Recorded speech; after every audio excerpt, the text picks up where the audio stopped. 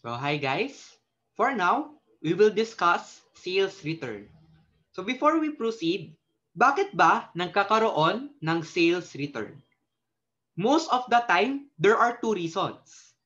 Number one, it is possible that the goods delivered are defective or the goods delivered are wrong.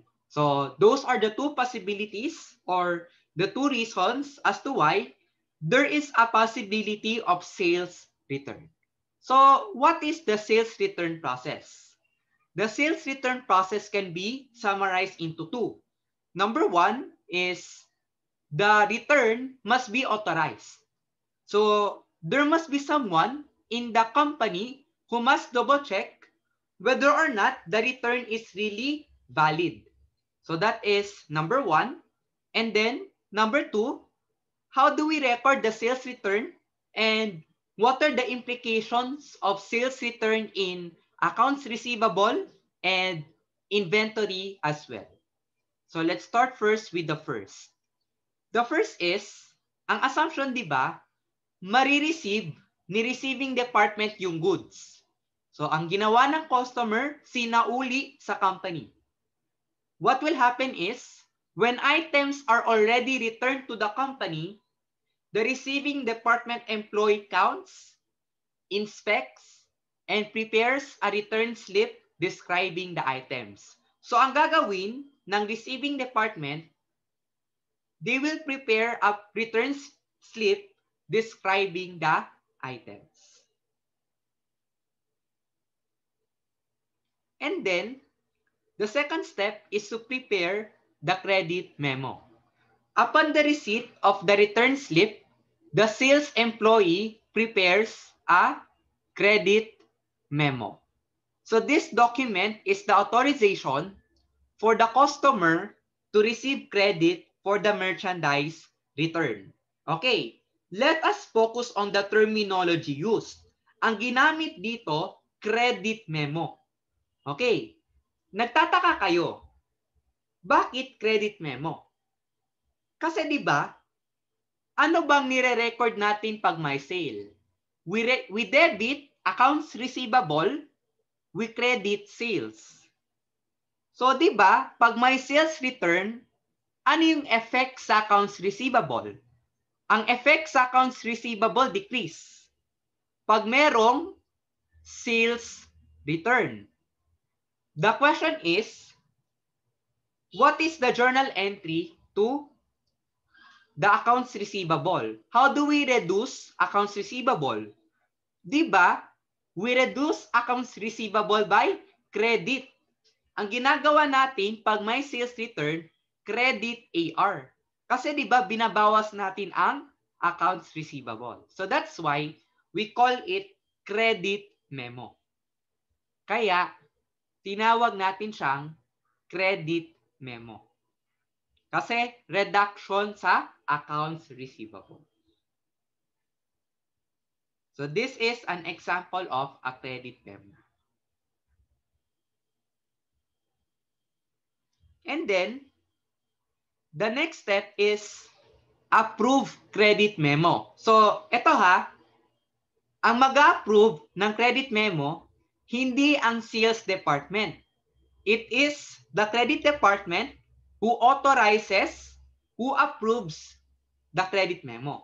So, it's the credit manager. So, ang gagawin ni credit manager, he will evaluate the circumstances of the return and makes a judgment to grant or disapprove the credit. Okay, why is it necessary that there is an approval? Okay, bakit ba kailangan may approval? Kasi ganito, what if binalik sa atin yung goods, pero kasalanan pala ni customer? So let's say, nasira ni customer yung cellphone, binalik niya sa company, pero ang point, the reason why nasira yung cellphone, hindi yun kasalanan ng company. Kasalanan ng customer. So that's why, if we are talking about sales returns, there must be an approval by the credit manager to make sure that the sales returns are really valid.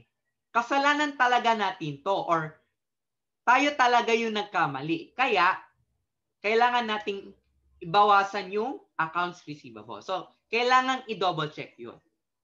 And then, the manager then returns the proof credit memo to the sales department. So, yung credit memo, it will also be distributed to different departments. Makikita nyo mamaya kung ano yung effect ng credit memo.